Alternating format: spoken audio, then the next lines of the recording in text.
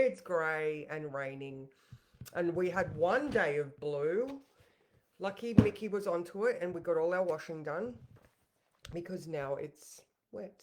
So, good morning and welcome to Tuesday, the 14th of October.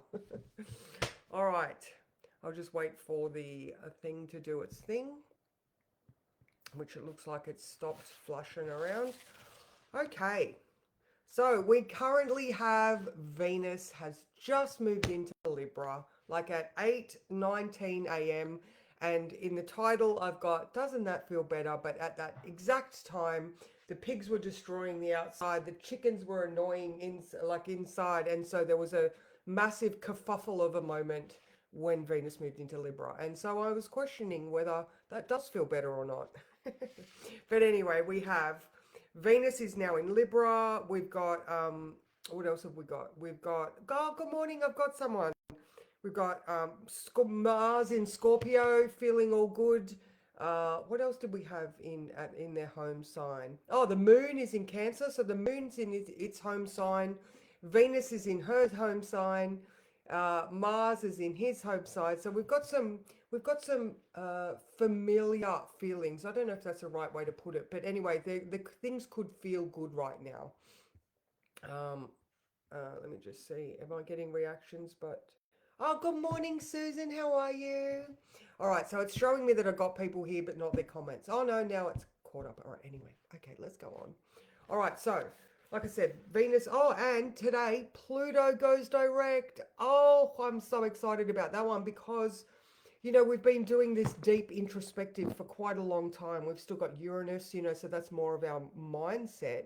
But that Pluto retrograde, that's those deep inquiries where you question the validity of everything. And I mean that's important. It's 6 months of the year, but it's still when Pluto makes a movement, either forward or backwards, that's when you get that massive feeling. Yes, we've all got the good feels. I know. Well, I hope so. Anyway, like I said, good morning, Christy. How are you? I had a little bit of a spit when Venus moved into Libra, but it was just because of a pig. So, you know, does she control pigs? I know Freya in Norse mythology controls pigs and cats. Anyway, the goddess has spoken. Oh, this week actually, for the first time in ages, I've managed to get the week ahead words done, except for Sunday. But there's some lovely goddess vibes happening because I've put Lilith back in the mix. A bit exciting. Lilith is very close to the sun right now. Now she moves quite a lot in a day because it's a point. It's not a planet or an asteroid. But yeah, so right now Lilith is in Libra, but like uh, tomorrow and tomorrow and Thursday and Friday, there's a little bit more of I don't know, it's hard to put it into words really. It's Thursday's words. I said it's a little bit like Professor McGonagall teaching the dark arts class. So I hope you know who I'm referring to. All right. So, and I'm trying to get a feeling or an image. All right. So there's that wise crone teaching the dark arts, but at the same time, it's sort of like Demeter, the mother of Persephone, acknowledging that her daughter is a queen in her own right. So we've got this feminine power dynamic starting to unfold. I think that's the best way that I can sort of explain what I'm sort of seeing and feeling in the room. All right, so the moon does move into Leo at 9:47 p.m. So all day we've got that moon in Cancer. So the feels are nice. So in the words I've written, doesn't that feel better? That's not to say that you still can't feel the strong undercurrent, but now you feel strong enough to withstand the pressure. Knowledge is power, and you know what you have at your disposal, so use it wisely. Good morning, Karen. How are you? Oh, thank you, Mikkel. Thank you. Um, so yeah, there's definitely the feminine power. So Venus has walked out of the forest. All right, she is now back. I feel like she's in her own domicile. She rules Libra. All right, so she's come home. She's getting the twigs out of her hair. She's putting her little stick and knapsack down, and she's able to go and have a bath and put on garb again. All right, so we've shifted this sort of experience now with the moon in her home sign. So Venus has come home. All right, so she is welcomed home by her family. All right, so we've got these good feelings around. All right, now Mars in its home sign, Mars and Mercury. All right, so continuing on with this analogy, it's like the Queen has come home, the men are up in the war room strategizing. All right, we've just seen this. We've just had a whole lot of hostages released, and their family have been able to have them back in their embrace. Now, these men that are playing chess on the world stage are all there going, look how fucking good I did. Um, but there are still pawns on the chess set, all right? So Mercury and Mars are within degrees of each other, all right? So it's a very tenuous relationship, all right? There could be angry words at any time, or there could still be very strategic thinking, all right? So does this all feel good for you? All right, so still very strategic. They got that one.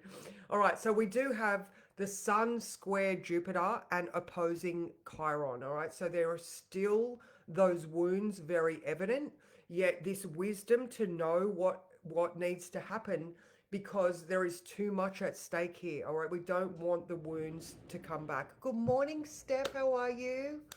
Nice and rainy here. Is it raining there for you too? All right. So, and with Pluto going direct, all right. So the Lord of the Underworld is now facing everybody. All right. So, or actually, currently he is not. Currently, he still has his back to everybody, but at 150 he does turn. All right. So with the Moon now, the Moon is also quite active today. So 11 a.m. the Moon conjunct Jupiter. Hello, Deb. How are you? So this is good. This is lovely. All right. So it's continuing on with the good themes, all right, the good feelings. Jupiter is making everybody jovial and happy, and like I said, the moon's good, Venus is good. All right, so now between 4 and 10, we have that moon trine Saturn and then Neptune, all right? They're still, yes, they're out of sign to each other, but they're still close enough that their hands are holding. It's not like they're, no, they're still within each other's grasp. However, they're very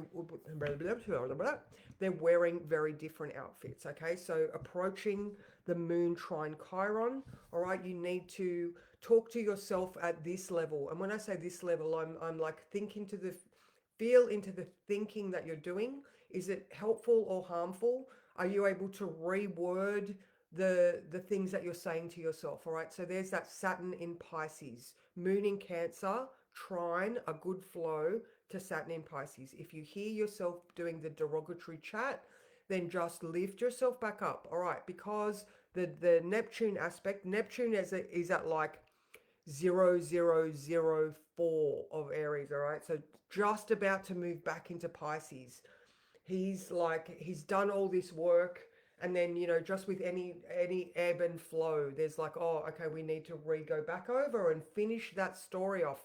We've got a taste of what's to come, yet we know that we need to just tidy up and clean up the scraps on the floor, make sure that the room is good for whoever's going to use it the next time. All right, so that's between 4 and 10. All right, so there's the 4 o'clock mark is where we're probably going to be able to get a little bit more work done. The 10 o'clock mark is when we're going to bed. So, I wouldn't expect to get too much done after, say, 6. There's that sort of, no, it's not a midpoint, but, after 6, it's like the day is done. All right. So that works. All right. The moon is opposing Pluto all day.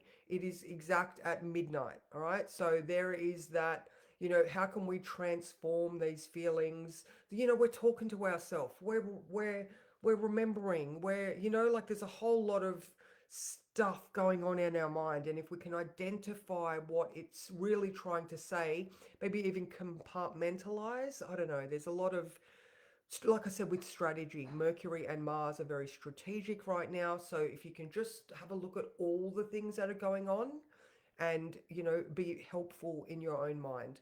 All right, so the moon is square Chiron at 1 p.m. Yeah, again, I think that sort of fits in with the, how we're talking to ourselves.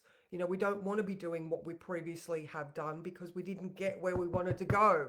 Type of vibe. We're all moving forward any day, every day anyway. However, where you let yourself down and where you sabotage yourself. So just pay attention to that. All right. And then between after four, the moon sextiles Venus. So that's beautiful. And after five, it sextiles Uranus. Okay, what does that mean in a nutshell? There's going to be some very transformative, wise vibes around that 11 a.m. mark. Don't let yourself put yourself down around one. If you're starting to get a bit frazzled, go have a snack, go have a walk, go have water. So lunchtime today it's important that you actually refeed and rehydrate yourself. That would be a good tip. And then that afternoon mark, you might get a good chunk of work done after four, but I wouldn't be working much more after six. So now, I'm just looking down my page. Venus is also trine Pluto at 10 a.m. I love this. This is more where I was talking about the knowledge is power and that you know what you have at your disposal. All right. Because, like I said, Venus has come home to her castle. She's been embraced.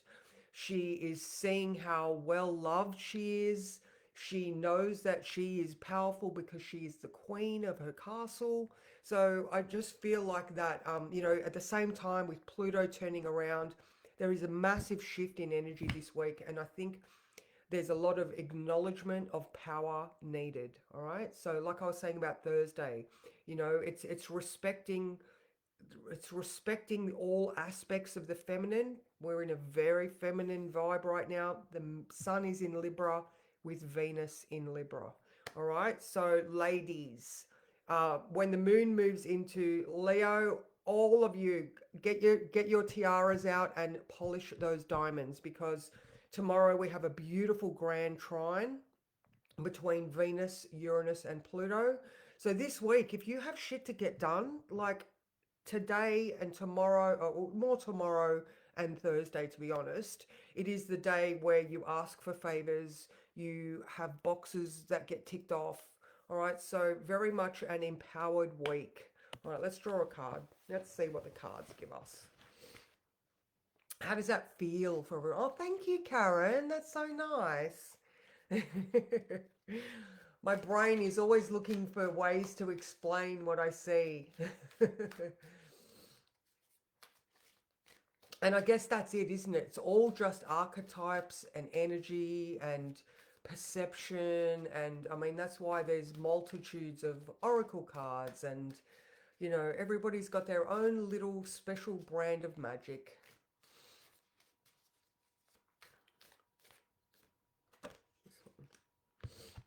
Oh, this is, I get these. Okay, so the Seven of Swords. All right, so, all right, okay. Well, this is that stealth card. Right, we had this the other day. So he's sneaking those swords in, because the battle is on the inside. So I'm wondering whether that is the pre preparation that is needed. That it does run in alignment with that knowledge is power. Let's have a look. Seven of Swords. All right. Heralds a time when it is necessary to use guile, tact, diplomacy, and wit rather than strong armed bullying tactics to achieve one's end. This may leave an uncomfortable feeling of falseness, but life may require it. So I wonder with that one, like, again, Venus has learned a lot in her traversing Virgo. A lot of that knowledge is quiet and internalized, where she can manipulate because she understands. All right. So now that she is in her own house And like I said, the guys are up in the war room, being very strategic. I think this is maybe, you know, using what you have at your disposal to your advantage is what I'm feeling. All right, so I hope that is helpful to everybody. That's me for today. I am on to Larry today. Yesterday I did Annabelle. Today is Larry, and tomorrow I'm going to go back to Ursula. So I can wrap it all up on Thursday and Friday. I've read these essays so many times, they just all look like gibberish to me now. So for my Tuesday class, I will see you guys at 9:30. And we're going to be having a look at the end of the year. I'm going to do because like honestly, guys, we have got 10 weeks left. All right, it is mid-October, so we've got November, December. We've got 10 weeks left. So my Tuesday class, we're going to have a look at what you can expect in the next 10 weeks. And if you would like to join in on these classes and experiences, we have Tuesday, Friday. Just reach out and I will let you know what it involves. So take care. Mwah. I'll see you tomorrow.